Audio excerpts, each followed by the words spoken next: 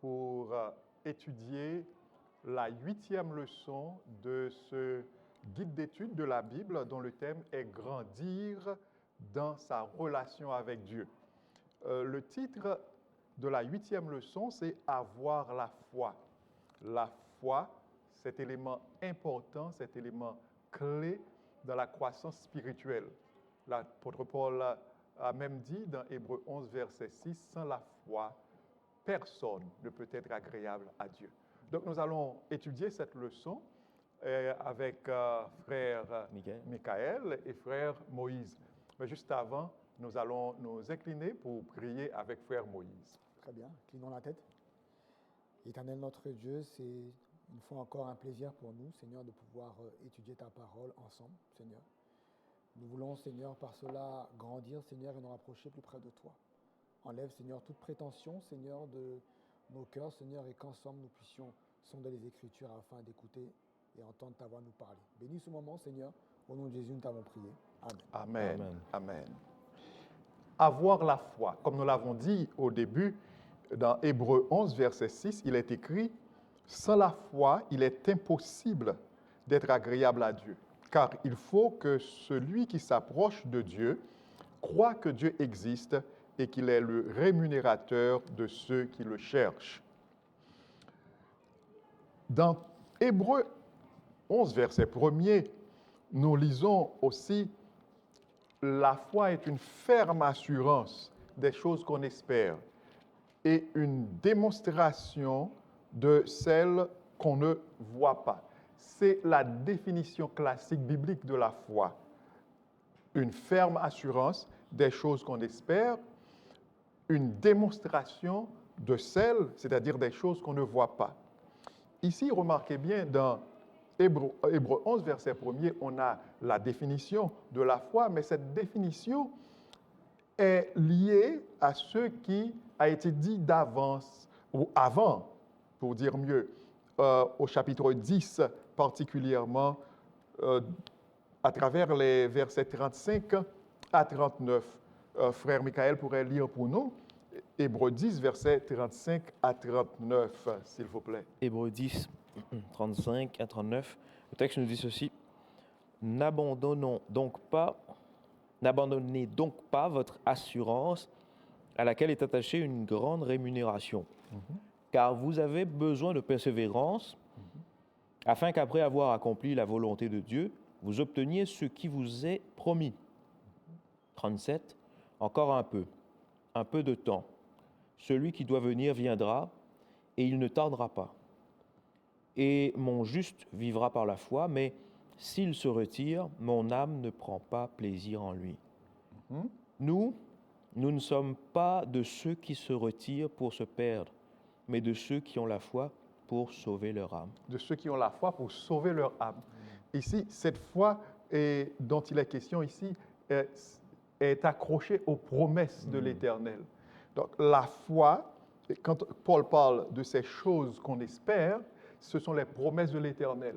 Et on peut comprendre ces promesses tout d'abord dans le contexte.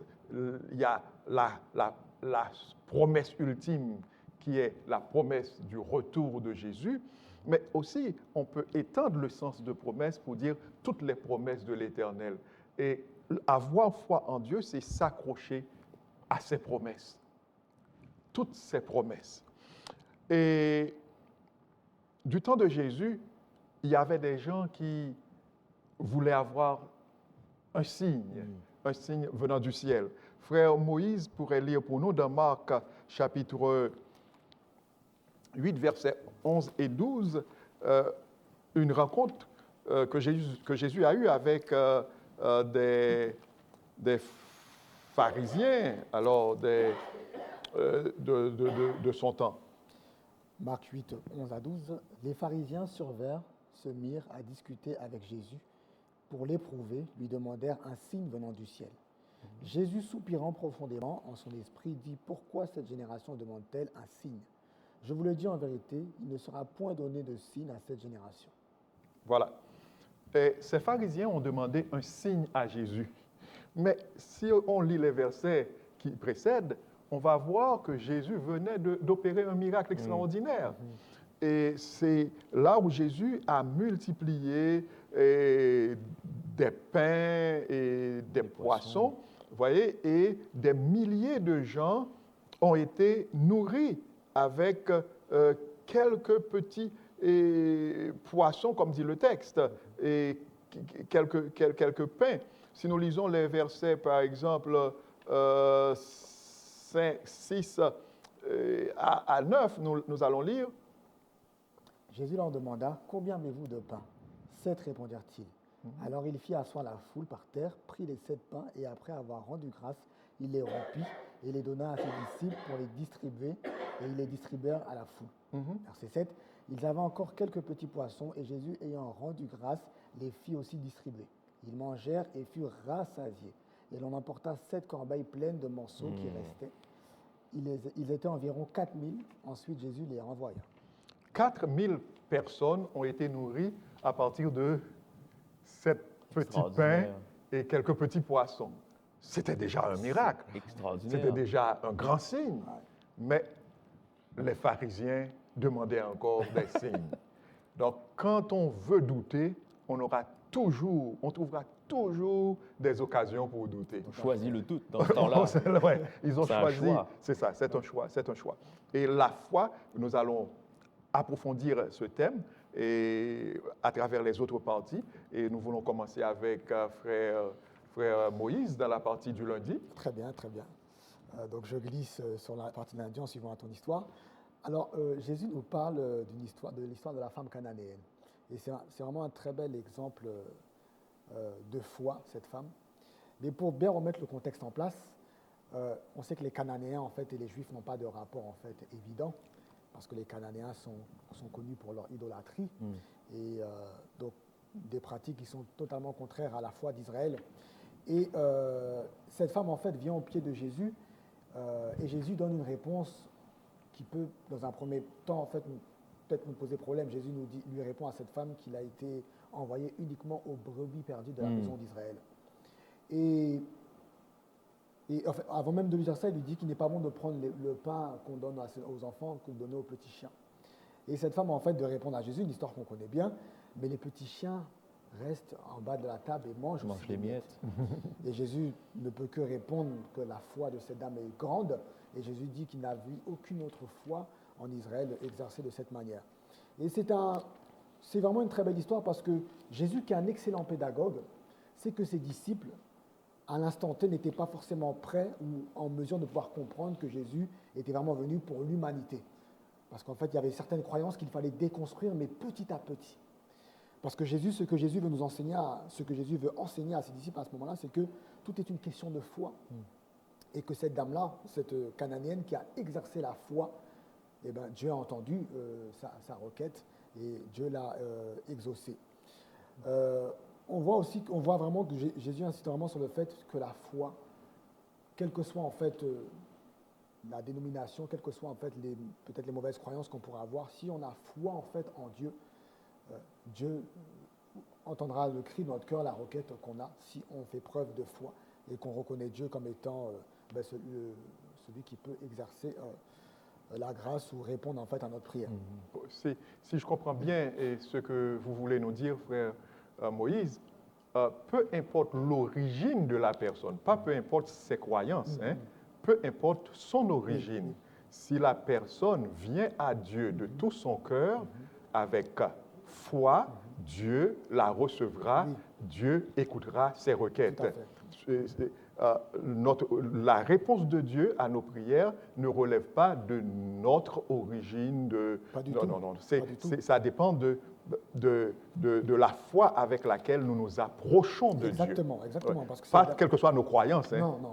Merci. C'est important à souligner parce que c'était une femme cananéenne à qui on avait inculqué des choses qui sont contraires en fait à la foi d'Israël. Mais parce qu'à ce moment T, elle a cru en fait en Jésus. Et elle a cru en Jésus parce que, tout comme les autres, elle a entendu parler de cet homme qui faisait du bien. Donc, à ce moment-là, en fait, la parole le dit, la foi vient de ce qu'on entend, et ce qu'on entend vient de la parole de Dieu. Romains 10, verset 17. Elle a eu foi, en fait, et cette foi, en fait, lui a été imputée, en fait, en justice. Et si vous me permettez, vous avez bien dit, elle a eu foi en Jésus. En Jésus, amen. Merci, fait. merci. Et toujours, en fait, dans la leçon de lundi, on nous parle aussi de ce centenier, en fait, Oui. Qui, pareil, lui, le texte nous le dit, il avait entendu parler de Jésus. Donc, il n'avait pas connu Jésus personnellement, il avait entendu parler de Jésus. Et en fait, il envoie en fait des serviteurs en fait aller auprès de Jésus. Et quand on lit l'histoire, on se rend compte que c'est parce qu'il ne se sentait pas digne d'aller auprès de Jésus. Et même lorsque Jésus en fait arrive, il dit, je ne suis pas digne que tu entres chez moi, mais de là où tu es, dis un mot seulement. Et je crois que tu peux accomplir en fait un miracle. Et même là, Jésus en fait montre que ces personnes qui ne l'avaient pas connu personnellement, parce qu'ils avaient entendu parler de ce que Jésus en fait avait accompli déjà à travers son ministère, la foi en fait a commencé à prendre naissance. Si je comprends bien, frère Moïse, et croire en Jésus, cela implique croire dans la toute-puissance de Jésus, parce que ces gens-là, et vous avez mentionné 2 cas où les gens avaient entendu parler de Jésus. Donc, ils avaient entendu parler de quoi, finalement, concernant Jésus? Ils avaient entendu parler de sa puissance. Ils avaient entendu parler aussi de son amour.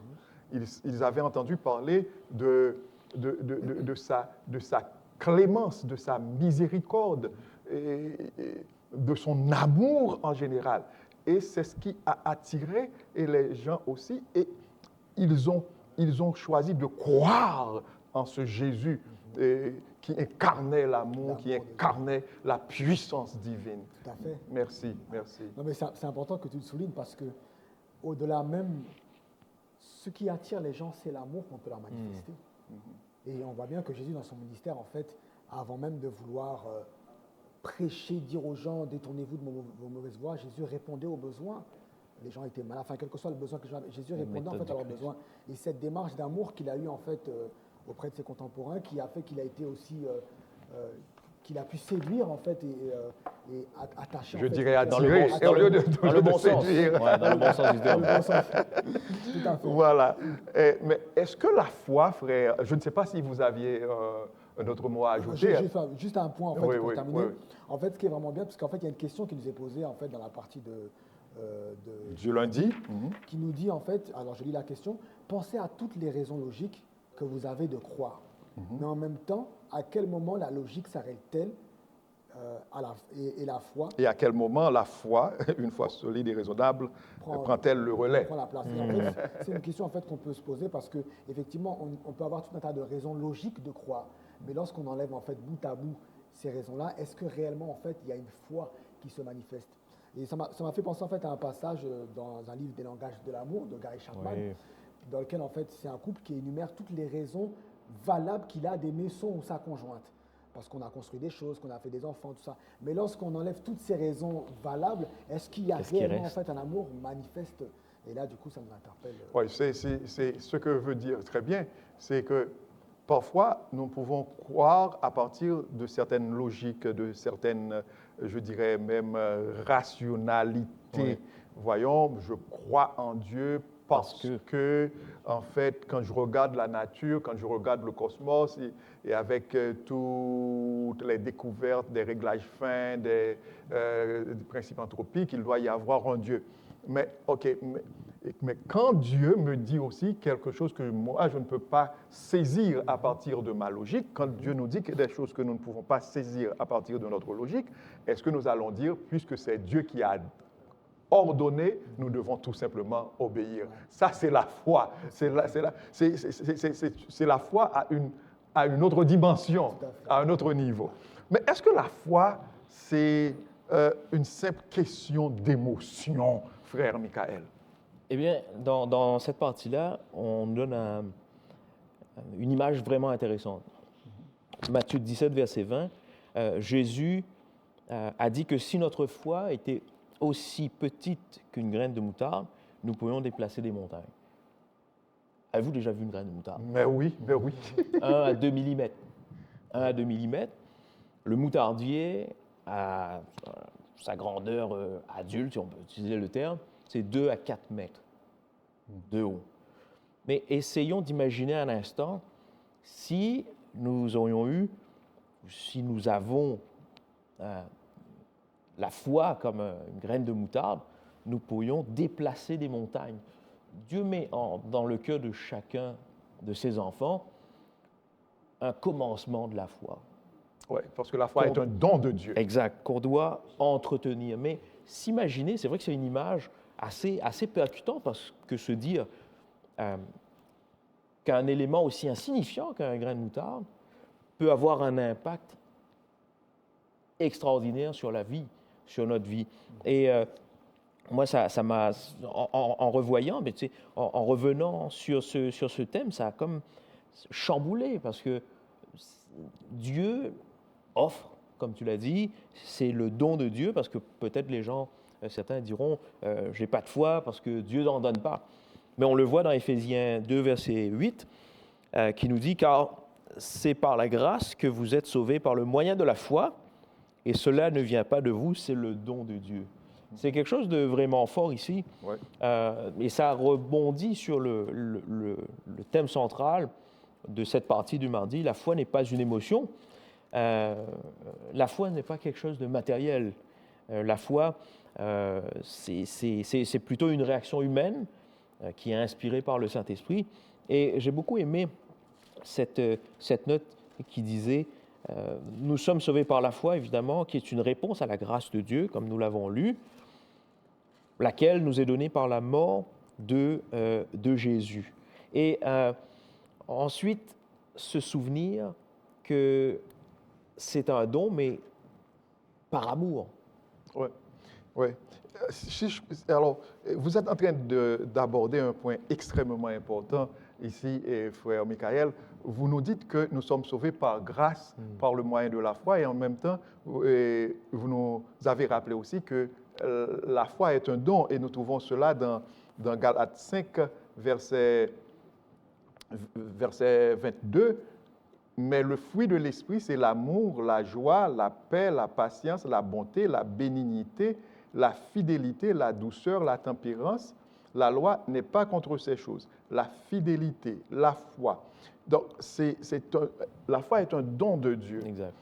Et en même temps, et vous nous avez dit, vous avez lu avec nous Éphésiens. dans Éphésiens, alors vous avez évoqué Éphésiens 2, verset 8, où Paul dit que nous sommes sauvés par grâce, par le moyen de la foi. En d'autres termes, Dieu nous offre Exact. son salut C'est un don par gratuit. grâce. Il nous offre son salut par grâce, mais il nous faut nous-mêmes quelque chose pour recevoir ce salut. Et ce quelque chose qu'il nous faut pour recevoir ce salut, en d'autres termes, cette main que nous devons tendre à l'Éternel pour recevoir ce salut qu'il nous offre par grâce, c'est la foi. Exact. Tout cela pour nous dire comment la foi ou combien la foi est importante dans notre relation avec Dieu. Merci, frère Michael. J'ai souligné aussi un élément intéressant dans Premiers Écrits à page 72. C'est à nous d'exercer la foi, à Dieu de nous donner le sentiment de la joie et des bénédictions. Et j'ai trouvé quelque chose de vraiment intéressant également qui disait le sentiment ou les émotions ne doivent jamais dominer notre expérience religieuse ni notre relation avec Dieu. Comment je le vois, c'est qu'au quotidien, que je vis une expérience difficile, que ma journée était la plus extraordinaire de ma vie, que je rencontre des difficultés au travail, peu importe la situation, que ce soit dans le couple, avec l'éducation des enfants, peu importe, les sentiments, les émotions ne doivent jamais dominer notre expérience religieuse ni notre relation avec Dieu. C'est-à-dire que tous les jours, je dois aller au pied de la croix, mettre mes genoux par terre, pour ceux qui le peuvent, mais aller dans cette action de prier Dieu, laisser Dieu la première place, quelles que soient Amen. les situations Amen. de notre vie.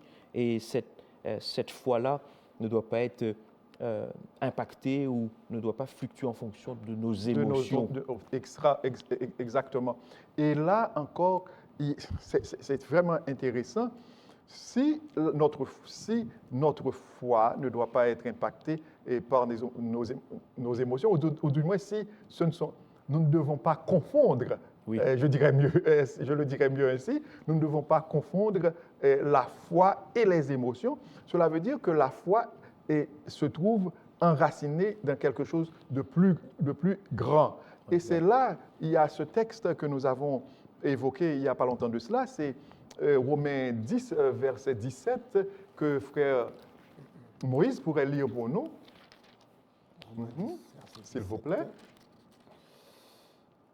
Alors, ainsi la foi vient de ce qu'on entend. Ainsi, et ce la qu'on foi entend, vient de ce qu'on entend. et ce qu'on entend Vient de la vient de la parole parole de de Et Christ. ce qu'on entend vient de la parole de Christ. Notre foi ne doit pas trouver ses racines, ou bien notre foi ne doit pas s'enraciner dans nos émotions, mais notre foi doit s'enraciner dans la parole de Dieu, dans la parole de Jésus-Christ, dans les promesses de l'Éternel. Et c'est ça la vraie foi. Exact. Oui. Alors, nous sommes très contents que vous nous ayez ouvert les yeux sur tout ça. Et frère Michael, est-ce que la Bible nous présente des exemples de foi? Par exemple, tout à l'heure, frère Moïse, vous avez mentionné 2 exemples de foi, la foi du centenier, la foi de la femme syrophénicienne.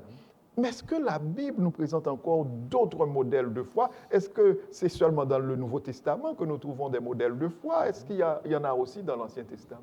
La Bible nous donne regorge de témoignages, en fait, ou d'exemples de foi. OK. Dans le livre d'Hébreux, exactement l'Hébreu 11, on n'aura pas le temps de... Généralement, on l'appelle la galerie des héros de la foi. Exactement. vrai. Il y a un très beau, une belle panoplie en fait d'héros en fait de témoins en fait de la foi, dont le prophète Moïse en fait. Il y a tout un tas d'hommes en fait. Et moi, je me suis arrêté en fait sur un personnage en particulier. Pourquoi? Parce que souvent en fait Moïse était un homme de Dieu.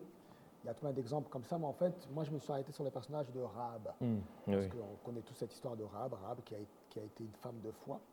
Pourquoi Rahab? En fait, parce que lorsqu'on contextualise les choses, Rahab c'était une prostituée, donc une femme de mauvaise vie, une femme en fait qui en fait humainement parlant en fait et avec nos yeux qu'on pourrait peut-être mépriser ou sentir en fait inférieur en fait à nous. Et pourtant, tout comme ce que j'expliquais dans l'histoire de lundi, Rahab avait entendu parler du Dieu d'Israël. Amen. Elle avait entendu parler du Dieu d'Israël. Parce que, bien évidemment, on sait tout le périple qu'Israël en fait a passé, mais toutes les victoires aussi qu'ils ont eues. Rahab a entendu parler de ce Dieu. Et dans sa condition de vie de pécheresse, dans la vie en fait qu'elle mène, il y a quelque chose qui a pris naissance dans son cœur. Parce qu'elle est mentionnée dans Hébreux 11 comme une femme qui a eu foi en fait en Dieu. Et c'est par cette foi en fait qu'elle a pu en fait au moment opportun être un refuge pour des hommes de Dieu. Et cela en fait lui a été imputé à justice. En justice. À justice, ouais. Et en fait, on voit vraiment que Rahab a entendu parler de ce Dieu, et dans son cœur, en fait, il y a quelque chose en fait qui s'est passé, aussi minuscule en fait que cela puisse être. Ça ouvre, lorsqu'on fait preuve de foi, en fait, on peut être une bénédiction pour les autres et un instrument entre les mains du Seigneur. Et ce que je me suis dit, c'est que souvent, en fait, on voit que la foi, pour qu'elle puisse grandir, c'est dans l'étude de la parole, dans une relation en fait qu'on a en fait avec Dieu. Et souvent, on peut témoigner que, parce que la question que ça m'a titillé dans le sens où il y a beaucoup de gens qui ont qui ont foi et qui ont de fortes croyances dans des choses erronées, si je peux dire ainsi, qui croient vraiment à des choses qui ne sont, je dirais pas, oui, pas bibliques, mais par exemple, certaines personnes peuvent penser que tel morceau de bois peut le sortir de telle situation ou telle autre chose, des personnes, on va dire, idolâtres, et elles ont une foi, une croyance enracinée dans ce qu'elles estiment être une vérité. Et je me suis dit, mais dans ce cas-là, si en fait c'est... Comment en fait essayer de comprendre la foi en fait dans le vrai Dieu créateur et quelqu'un qui va manifester en fait une foi, une croyance dans quelque chose qui n'est pas un Dieu véritable. Et bien souvent, bon, on ne peut pas rentrer dans... Mais non, c'est important, allez-y.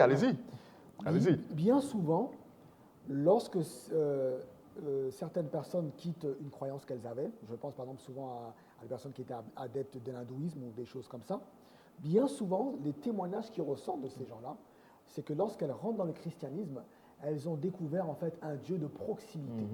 Pourquoi? Parce que ce qu'il y a dans des principes et des croyances qu'on peut avoir, qu'on nous a toujours inculqués, c'est souvent des gens qui sont dans une relation en fait avec un Dieu où il n'y a pas d'intimité. C'est un Dieu qui est très loin, qui est très distant, et elles sont vraiment dans des pratiques, dans des rituels. Il faut faire ci, il faut faire ça, il faut faire ça, on doit faire ci, mais il n'y a pas cette proximité. Et souvent le témoignage qui ressort de ces personnes qui découvrent, qui entendent parler de Christ et qui rentrent dans le christianisme, c'est qu'elles disent que pour la première fois de leur vie, pourtant elles ont toujours été dans la foi, dans la croyance en quelque chose, mais pour la première fois de leur vie, elles vivent en fait une proximité en fait avec un Dieu aimant. Elles te parlent d'amour. Très rarement tu entendras des gens qui ne sont pas dans le christianisme te parler d'un Dieu d'amour, de parler d'un Dieu qui nous aime, quelle que soit notre condition. Et là, en fait, elles vivent en fait une expérience particulière lorsqu'elles rencontrent ce Dieu d'Israël qui est si grand et en même temps si proche de nous. Et ça me fait penser à un texte que j'aime bien lire. C'est se trouve dans le livre de Vers Jésus. Rien n'est trop lourd pour celui qui soutient les mondes et dirige l'univers. Ça dit ensuite, Dieu prend un intérêt immédiat à chacun de ses enfants. Tu sais, le Dieu créateur de l'univers prend un intérêt à mon histoire, à ton histoire. Et c'est ça qui fait toute la différence, comme tu l'as dit, quand il y a une rencontre avec Jésus, eh bien, c'est sûr que ça fait un changement radical dans notre vie pour le bien. C'est bien, c'est très, très, très, très fort ce que vous avez dit là, frère Michael. Et j'aimerais ajouter un petit mot à ce que vient de dire frère Moïse. Actuellement, on fait des recherches, on découvre que les gens, quelle que soit leur croyance, quel que soit ce en quoi ils mettent leur foi, ils trouvent des résultats. Ils trouvent, peu importe la divinité ou les divinités auxquelles elles s'adressent, ou bien qu'ils adorent, là, ils trouvent des résultats. Est-ce que cela veut dire que cette foi, et c'est pourquoi les gens parlent maintenant d'une foi universelle, et nous n'allons pas entrer dans tous les détails, certes, mais cette leçon que nous sommes en train d'étudier nous permet aussi de faire certaines considérations pour juste mieux comprendre les choses. Pour comprendre alors, les chercheurs, eux, ils font ce que je dirais, ils ne font que constater des faits. Ils ne font que constater des faits. Ils ne savent pas pourquoi ces faits se manifestent. Pourquoi? Alors, ils ne connaissent pas les causes profondes, les causes réelles de ces faits. Mais nous qui avons la Bible, nous savons que la Bible nous parle d'un grand conflit cosmique. Dans Apocalypse 12, la Bible nous dit qu'il y avait une guerre dans le ciel. C'est Lucifer qui s'est révolté contre son maître, son Dieu, Michael, et il y a cette guerre-là qui les opposait, finalement, a mené à la chute de Lucifer qui est devenu Satan. Donc, il a été renversé, il a été précipité. Et la Bible nous dit toujours dans Apocalypse 12 que Satan a traîné derrière lui le tiers des étoiles du ciel, le tiers des anges. Et ce sont ces anges-là qui sont devenus des anges de démons et qui prennent toutes ces formes de faux dieux. Parce que quand on lit la Bible, de la Genèse à l'Apocalypse, on va voir que le rêve de Satan, c'est se faire adorer, c'est usurper l'adoration de Dieu. Donc c'est Satan à la tête de tous ces de ces démons-là qui se donnent des noms de toutes sortes de noms, je le dirais ainsi, et de faux dieux partout, là, et à travers les âges, à travers les différentes cultures, ouais, que les gens, malheureusement, adoptent comme des divinités qu'ils adorent. Même quand on parle, par exemple, des ancêtres, etc., que l'on adore, même quand on parle de tous les noms, nous n'avons pas besoin de les citer ici. Ce sont des anges, de démons qui se déguisent en Dieu, entre guillemets, pour se faire adorer, Exact. pour usurper l'adoration de Dieu. Donc, ces êtres-là, ils existent et ils ont une certaine puissance. Donc, quand les gens s'adressent à eux, eh bien, ils peuvent obtenir des résultats. Manifestation. D'accord? Ils peuvent obtenir des résultats, ils peuvent obtenir des manifestations. Donc, les chercheurs, eux, ils voient tout simplement les résultats, mais ils ne savent pas d'où ça vient. Exact. Mais nous qui avons la Bible, la parole de Dieu, nous savons d'où ça vient et nous ne pouvons pas confondre ces manifestations de foi, entre guillemets, et dont parlent les gens, avec la vraie foi en Dieu, en Jésus-Christ, dont nous parle la Bible. Amen, amen. Merci. Alors, nous passons à la partie du... Merci, frère Moïse. Nous passons à la partie du jeudi avec frère Michael. La foi de Jésus. Alors, dans cette partie-là, pour dresser un tableau général, il est question de l'importance de la foi dans l'expérience de vie chrétienne. C'est indéniable. Tout à l'heure, tu nous as fait part d'exemples de foi. Dans Hébreux 11, s'adresse une liste extraordinaire, mirobolante, de personnes pieuses qui avaient une grande foi, mais aucune n'avait une foi comparable à celle de Jésus. Moi, je suis tenté de vous poser Pourquoi? une question. Pourquoi? Pourquoi? Eh bien, qu'est-ce qui caractérisait la foi de Jésus? J'aimerais qu'on puisse lire ensemble, si Frère Paul, tu veux bien. Avec plaisir. Lire Apocalypse 14, verset 12. Apocalypse 14, verset 12, c'est Exact. un texte que notre public connaît par cœur, sans doute. Apocalypse 14, verset 12, ici. C'est ici la persévérance des saints qui gardent les commandements de Dieu et la foi Et de la Jésus. foi de Jésus. Que signifie la foi de Jésus? C'est ce qu'on va essayer de comprendre. Je lis, les commandements de Dieu ont été proclamés, mais la foi de Jésus n'a pas été proclamée par les adventistes du 7e jour comme étant d'importance égale la loi et l'évangile allant de pair. Alors, faisons une mise au point ici. on fait un retour, un petit retour en arrière sur la compréhension adventiste de la justification par la foi. C'est juste Oui. une petite motion. Sir White est venu avec cette citation, c'était après l'événement de 1888. 88, oui. Donc, les gens qui étudient la leçon cette semaine, ils doivent placer cette citation Dans le bon son contexte Exact. historique. Exact. Et la foi de Jésus, tout ça pour revenir au fait que dans leur compréhension plus tard, l'importance de la foi de Jésus se transcrit de la manière suivante. La foi de Jésus, c'est quoi? Eh bien, elle est incomparable. Incomparable.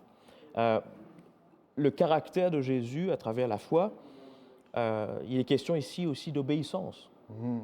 On nous invite à imiter la foi de Jésus. Mais quelle est-elle? Jésus, ce qu'on nous propose ici sur le fait d'avoir la foi de Jésus, cela signifie que Jésus demeure en nous. Et lorsque sa foi demeure en nous, au quotidien, on peut le voir par notre changement de caractère. Lorsqu'on laisse la place à Dieu dans notre vie, il y a un changement, une transformation dans le fait de pouvoir obéir plus à Dieu, parce que Jésus est digne et la foi que reflète Jésus, eh bien, va aussi transformer notre expérience personnelle et chrétienne. Bon, c'est beaucoup de mots, Oui, beaucoup de mots alors, dits dans les sens si vous me permettez, improbables. Si vous me permettez, oui. et on peut trouver dans la Bible un exemple frappant de la foi de Jésus. C'est Jésus sur la croix dans Matthieu 26. Oui. Matthieu 26. C'est 36. Voilà, à partir du verset 36, mais on va trouver ça particulièrement dans les versets 39 et 42. OK? Est-ce que... Ouais. Matthieu 26. Oui. Vous voulez lire pour nous, 26, frère Moïse? 39 et 42. Mais oui, s'il vous plaît. Puis, ayant fait quelques pas en avant, il jeta sur sa face et pria ainsi. Mon Père, s'il est possible que cette coupe s'éloigne de moi. Toutefois, non pas ce que je veux, mais ce que tu veux. Et il vint vers les disciples qu'il trouva endormis et il dit à Pierre, vous n'avez donc pu veiller 1 heure avec moi. Veillez et priez afin que vous ne tombiez pas dans la tentation. L'esprit est bien disposé, mais la chair est faible. Verset 42. Il s'éloigna une seconde fois et pria ainsi. Mon Père, s'il n'est pas possible que cette coupe s'éloigne de moi sans que je la boive, que ta volonté soit faite. Voilà, voilà un exemple frappant de la foi de Jésus. Jésus avait sa position face, alors, le Jésus homme, hein, le Jésus humain, avait face à l'ampleur de ce sacrifice. Mais il s'en remettait après tout à Dieu. En tout temps. Obéissance totale. Toutefois, pas ce que je veux, mais ce que tu veux. C'est à cette foi que Dieu nous appelle. Une foi qui nous conduit à une soumission totale. Et ces jours-ci, on parle beaucoup de foi ou de la foi. Et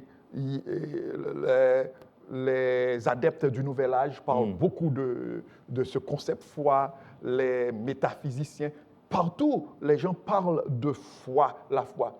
Mais la foi dont ils parlent est une contrefaçon de la foi biblique. C'est bien malheureux que des chrétiens, parfois, se laissent entraîner et dans la contrefaçon, je dirais, se laissent amener à adopter cette foi contrefaite ou cette contrefaçon de la foi. Qu'est-ce que nous voulons dire quand nous parlons de contrefaçon de la foi? C'est vrai qu'on parle de foi, mais ce n'est pas la foi biblique. Parce que la foi biblique, c'est la foi qui a pour modèle la foi de Jésus. Une foi qui nous conduit à obéir à Dieu, à nous soumettre à Dieu, à soumettre notre volonté à la volonté de Dieu. Tandis que l'autre foi, qui est la contrefaçon de la foi, et dont on parle beaucoup ces jours-ci, c'est une foi qui porte, c'est une foi et à travers laquelle le croyant cherche à imposer sa volonté à Dieu. Ça, la nuance peut paraître un peu subtile, mais quand... Elle est quand même là. Et pourtant, elle est là, oui, elle est là. Quand on cherche à imposer sa volonté à Dieu, on n'est plus dans la vraie foi. Il y a des gens qui pensent que c'est alors qu'ils ont la foi. Dieu, je veux que vous agissiez ainsi. Je veux que tu fasses ceci pour moi. Et il y en a qui vont même à faire du marchandage avec Dieu. Si tu fais ceci, je te... Non, ce n'est pas la foi. Ce n'est pas la foi. La foi n'est ni marchandage. La foi n'est... Et quand on cherche à imposer sa volonté à Dieu, on est dans quelque chose d'autre. On s'éloigne. On est dans la magie. Ben oui. On est dans la magie. On devient magicien et on n'est plus chrétien. L'exemple que tu as pris, en fait, est vraiment très parlant parce que Jésus, qui est l'exemple par excellence, on serait tous d'accord à le dire, Jésus avait, à ce moment-là, éprouvé un effroi, donc avait, peut-être humainement parlant, aurait souhaité que ça se passe autrement, mais il ne perd pas le cap en disant, comme nous dit le texte, non pas ma volonté, mais que ta volonté. Amen. Et maintenant, il y a un texte d'Ellen White, je ne sais pas si, frère Michael, sur la partie du jeudi, si vous vouliez dire quelque chose d'autre. Que notre prière soit de plaire à Dieu. Amen. De nous soumettre à Dieu. De nous soumettre à Dieu et ne pas chercher la récompense, mais c'est lui qui va nous offrir la meilleure voie pour la vie éternelle. Amen. Donc, croyons en ce Jésus et ayons la foi. Nous Jésus, soumettre notre Sauveur. Amen. Nous soumettre à Dieu comme Jésus, notre Toujours. parfait modèle, Toujours. s'est soumis à son Exact. Père. Bien, merci frère Michael. Il y a dans le livre Éducation de Ellen White une citation que j'aimerais partager avec le public, si vous me le permettez. Absolument. D'accord, merci. Le titre du chapitre, c'est « La prière et la foi ». La prière et la foi. Voici ce que nous lisons dans ce chapitre. Alors, nous n'allons pas lire tout le chapitre, mais vous pouvez consulter, chers amis, le livre Éducation d'Ellen White, le chapitre ayant pour titre « La prière et la foi ». La foi et la prière, pardon. Avoir la foi, c'est faire confiance à Dieu. Avoir la foi, c'est faire confiance à Dieu. Croire qu'il nous aime et c'est mieux que personne ce qui est pour notre bien. Wow! Avoir la foi, c'est faire confiance à Dieu.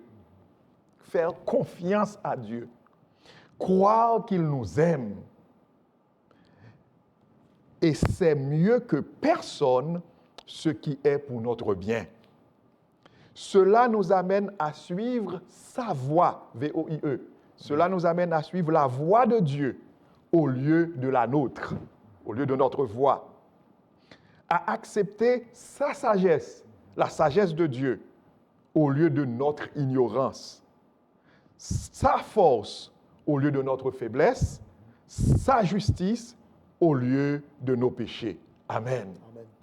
Avoir la foi, c'est faire confiance à Dieu, croire qu'il nous aime, et c'est mieux que personne ce qui est pour notre bien. Amen. Amen. Amen. Amen. Gloire à Dieu. Alors, bien-aimés, je ne sais pas si frère Moïse avait un dernier mot à ajouter. Je pense que la citation est parfaite pour conclure. Amen, frère Michael. Disons la même chose. Nous disons Amen. Amen. Amen. Chers amis, vous tous qui avez suivi avec nous la présentation de cette leçon, nous sommes vraiment contents de vous avoir présenté ce thème si important pour la croissance spirituelle de nous tous, pour notre croissance spirituelle. La foi, cet élément clé, car nous le répétons avec l'apôtre Paul dans Hébreux 11, verset 6, sans la foi, il est impossible d'être agréable à Dieu. Donc, demandons à Dieu de nous aider à grandir dans la foi. Demandons à Dieu de nous augmenter chaque jour davantage la foi, de rendre notre foi en lui chaque jour plus solide, plus inébranlable. Car en ces derniers temps, le juste doit vivre par La foi. la foi. Par la foi. Alors, nous prenons rendez-vous pour une autre leçon, n'est-ce pas vrai? Exact. Et nous disons au revoir à tout un chacun. À bientôt. Et nous allons prier avec cette fois-ci frère Michael Prions. pour terminer. Prions. Seigneur, c'est d'un cœur reconnaissant que nous venons vers toi. Nous prions pour que ce moment de partage puisse impacter nos vies. Et nous voulons te chercher, Seigneur. Nous voulons que tu nous aides à grandir dans la foi, afin de te faire confiance, afin de tout mettre en œuvre avec les outils que tu nous donnes pour ressembler à Jésus, Amen. pour être transformé, Seigneur, par lui, pour que notre caractère puisse être modelé, Seigneur, à ta gloire, Amen. pour la vie éternelle. Amen. Et c'est au nom de Jésus, ton Fils, que nous te prions. Amen. Amen. Amen. Eh bien, chers amis, à bientôt.